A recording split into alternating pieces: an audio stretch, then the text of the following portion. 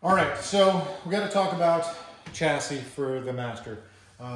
This has been kind of the thing that's really I've been spending a lot of time thinking about since I got the roof welded on. I've had time for my brain to work on other problems, and that's going to be how do we get this thing lowered.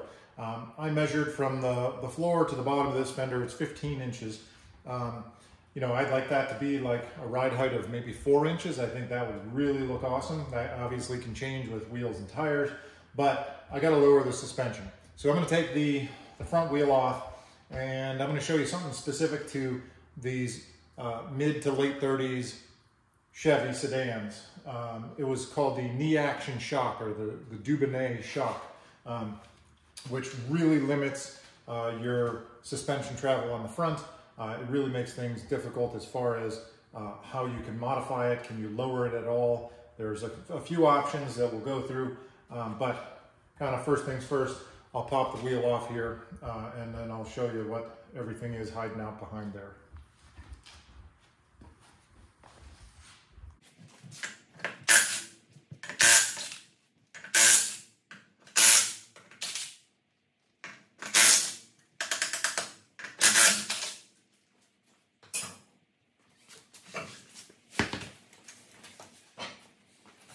All right, so I got the vehicle up in the air here just so I could point at this and everyone can see what a knee action shock is. So in any case, this was probably, you know, super high tech for the time. It is overly complicated and it is a huge monstrosity of a thing underneath the front of the vehicle here. So what this does, my understanding, if you look at a cross section of that, there's a couple springs in there, there's some hydraulic dampers and all sorts of mechanical wonders of the 30s in there. But a couple of things, you can't adjust the ride height as far as I've read. You can have these things rebuilt. You can send this unit in and you can spend $2,000 to get that rebuilt.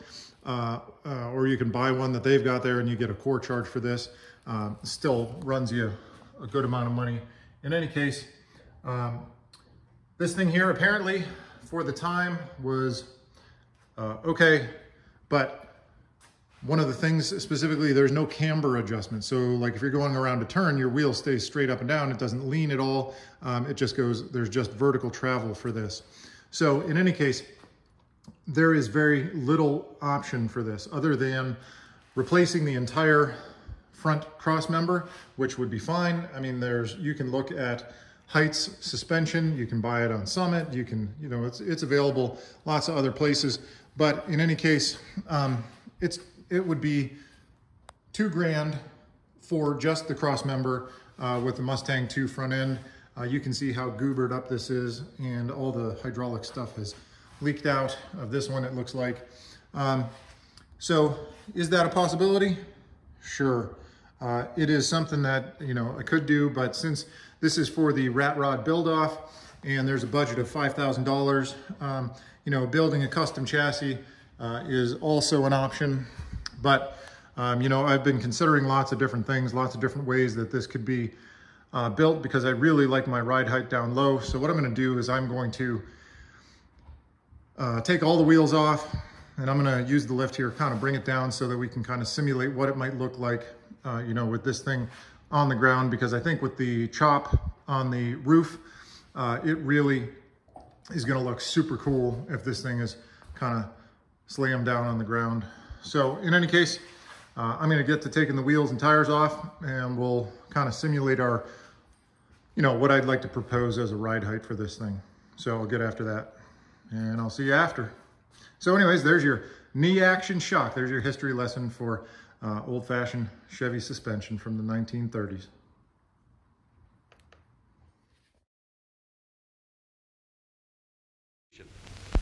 The front springs should have only one job. They should not have to help in steering nor in supporting the axle as the old leaf springs did. So the axle has been put over instead of under the springs and made stronger than ever. Coil springs are used in place of the leaf springs. They are fully enclosed. And now both front springs work independently. Now that the front springs are made just as soft as those in the rear, They don't have anything to do except make the roads smooth and the passengers comfortable. These new springs have been tested and found to be the biggest single improvement ever made in riding comfort. Now, with this new spring harmony, the rear seat can be placed so as to give plenty of room for everybody to ride with the same comfort, front or rear. And even more has been accomplished. Now, the front end of the frame is even stronger than when the old type axle is used. And the tensile strength of the connection between each front wheel and the frame is 3 times as great as the old spring leaf. Another thing, steering is a lot easier. The new construction absorbs road shocks before they can get through to the steering wheel and the driver's hands.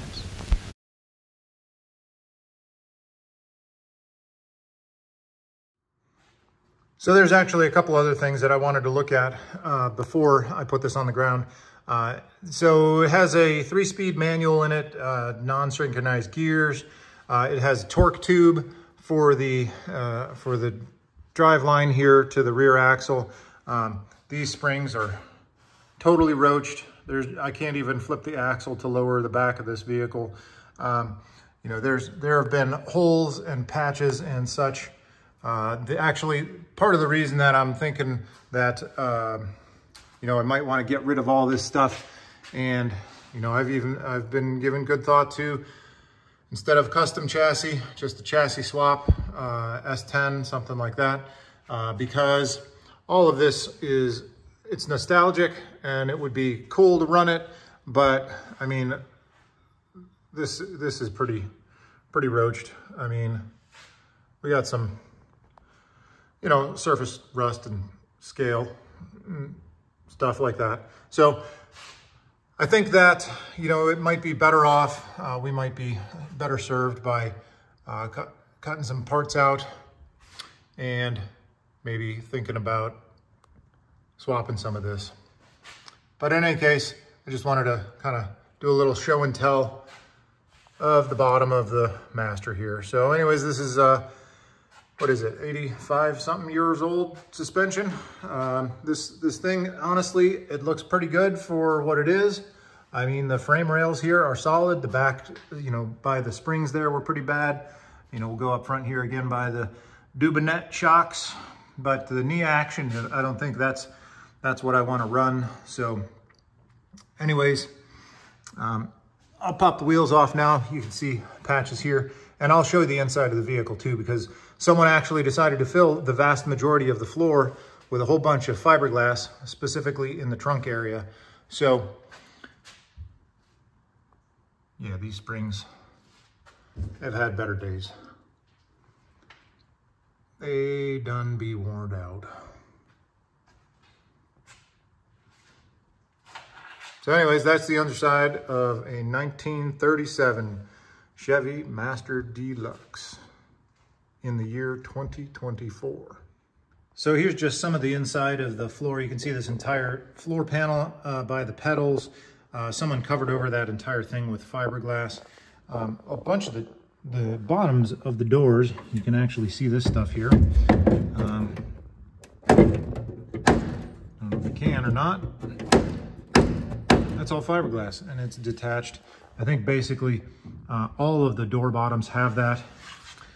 If I just head around to the back here, we take a look in the trunk. Basically, the entire floor here, all this is just goobered together fiberglass, which I guess, I mean, it's all right. I mean, but I think that, you know, it makes me feel a lot less like I'm ruining something nostalgic by building my own custom car out of this. Well, anyways, I can't get it any lower than this because actually the way I have the lift arms underneath this, it won't go lower than this. So the front of the front fender is actually 13 inches off the ground.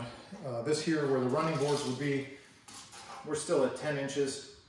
If I could cut that in half, I think that'd be awesome. I gotta put running boards on it, obviously. There's a shit ton more work to do for this. In any case, I think it looks awesome. I got all the doors done. It's all welded up, at least to the point that I can open and close all the doors. They all open and close really well.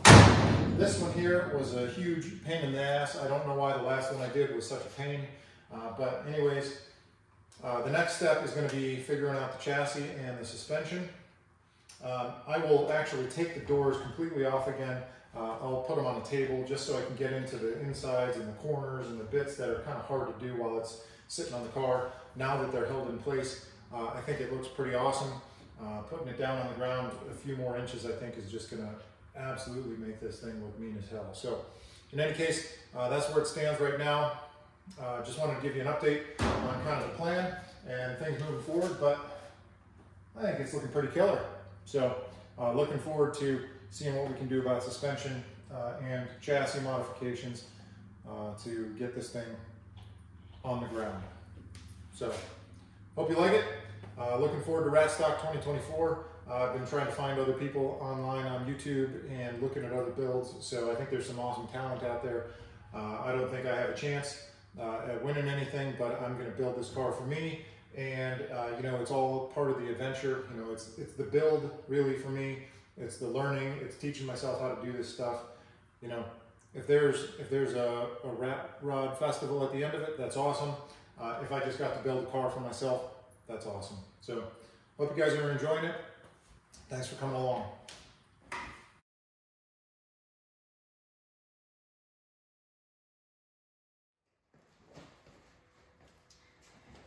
Well, I'm certain that as soon as you saw this roached out S10, you kind of knew what I was going to do. Yep, probably planning on a chassis swap. Got this clapped out thing for pretty cheap. It's not exactly the wheelbase, but it will be workable for the Master. So plan is to use this chassis. It's got a Vortec V6 in it, not a horsepower crazy motor, but I don't know if I need to be driving that thing super fast anyways. So there is one bonus feature for this particular vehicle, and that's this.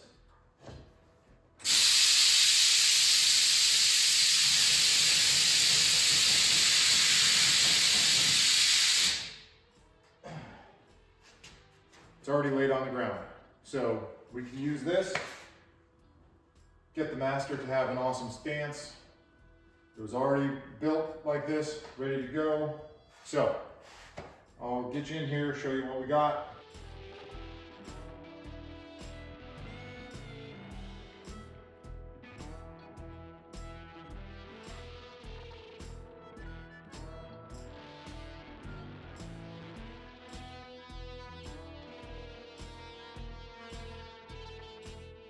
So during disassembly, I was wondering exactly what kind of body mount adjustment were we going for here? Exact same thing on the other side. Well, I've been ripping into this thing, and I didn't really think it was worth making a whole lot of video about disassembly of the little S10 here, but I pretty much ripped absolutely everything out. Console's got to go, and tonight what's going to happen is cutting the top of the cab off. The whole thing needs to go. With the exception, I think what I'm going to try and do is keep that little bit of firewall right there. Keep all my pedals attached to that, maybe. That would be nice, so I don't have to worry about reattaching that stuff, the power brake booster and things like that. Not 100% yet. Might be easier just to take the whole cab off and figure the rest of it out later. But I got a pile of stuff over here, pile of stuff outside.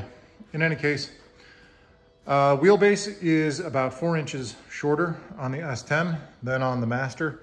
But that's not going to be a big problem, I don't think, because when they did this here, this C-notch that they did for the bag system, it's gigantic. So if this is aired all the way down, there is a boatload of room in there.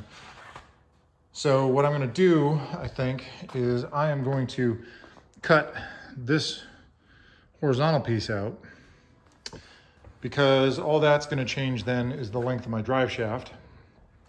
What I will do then is I will put the frame underneath the Master, and once it's under there, I'll figure out the measurement for exactly where the wheel needs to sit to be centered in the rear wheel well.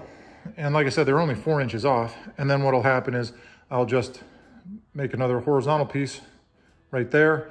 That'll mean I need to either find a drive shaft for an extended cab S10 and maybe that'll fit, or maybe I just, you know, lengthen the drive shaft in the S10 here a little bit so that I get my wheelbase to be perfect. So I think what I'm gonna do now is figure out if I'm ripping that cab off entirely or cutting it off in pieces. So that's what I'm gonna get after.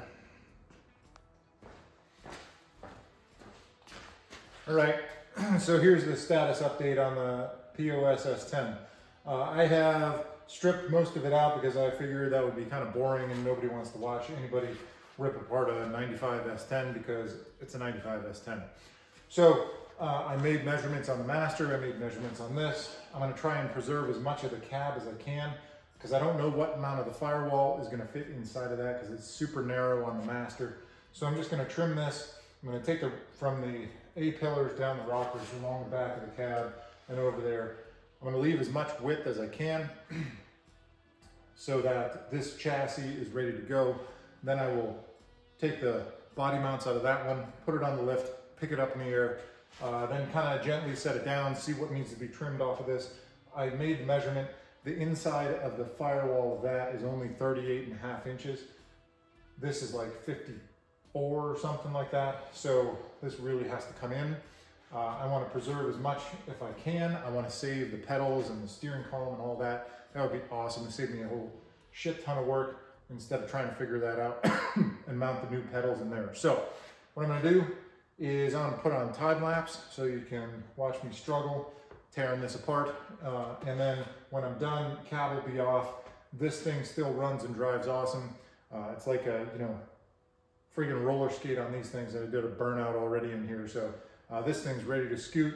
I know it's only a V6, but man, those Vortex, I had one, my first truck was a 95 WT 1500 and I had a 5-speed in it. That thing was fun. So anyways, I'm gonna get to ripping this apart so that we can see if we can make a pretty baby with that one. So anyways, that's where we are. I'm gonna get after it.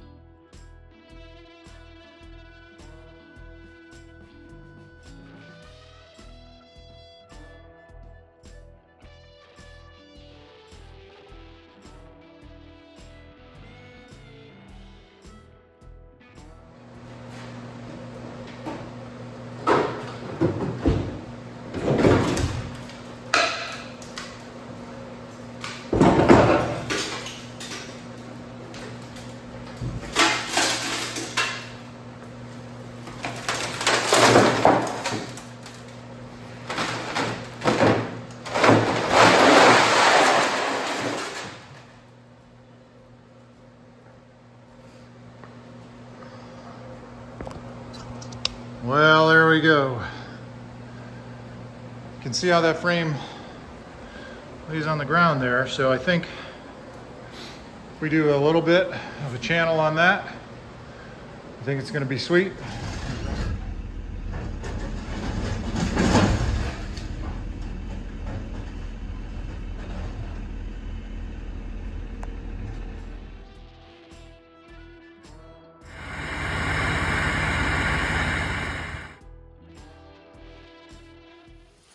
Well, I apologize, there really wasn't any fabrication or work at all on the car during this video this week, but you know, life happens. Another volleyball tournament, basketball tournament.